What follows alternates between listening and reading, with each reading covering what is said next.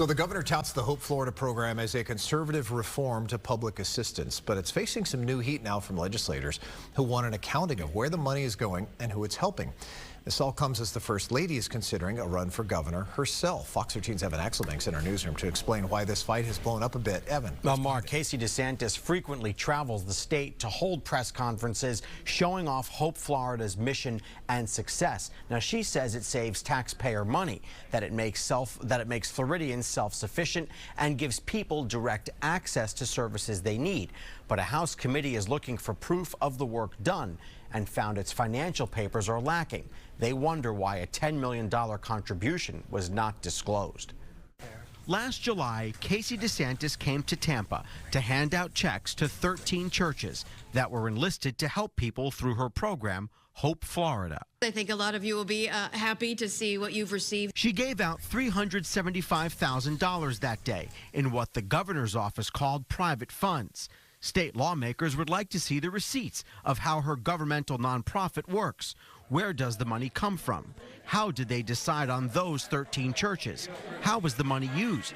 Did it achieve anything? When I can't get direct answers as to exactly how Hope Florida is operating or providing any services to Floridians. This is blowing up now because the governor is trying to have the program codified in state law, which led to this House analysis that hits Hope Florida, which sits under DCF, for not meeting 8 legal requirements. That includes the results it obtains, future fiscal plans, receipts of tax returns, and funding sources.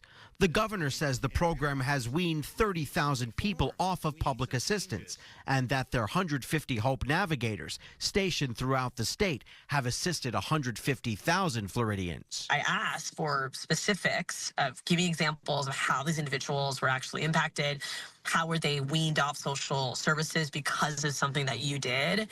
And I was provided with no data. State lawmakers are livid over this settlement, reached between healthcare company Centene and the state's Medicaid administrator, AHCA.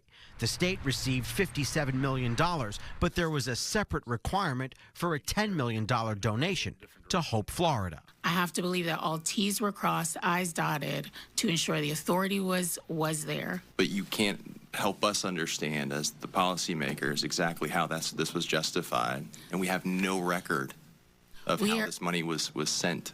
Mr. Chair, we're happy to provide you a copy of the settlement agreement. The governor insists it went to its charity foundation and not the program itself.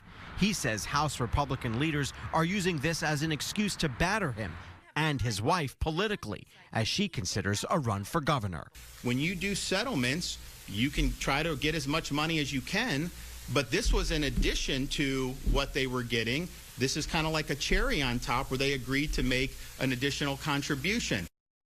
The governor has accused House leaders of leaking information to what he calls the liberal media, and he seems to be arguing that this is a renewal of their battles with him over immigration and tax relief. One lawmaker we spoke to said there are real questions of whether the governor's push to make the program a part of state law will be successful. He has promised that making it a part of state law will give lawmakers the oversight they want, Mark. All right, see how it plays out. Evan Axelbank in our newsroom. Thanks.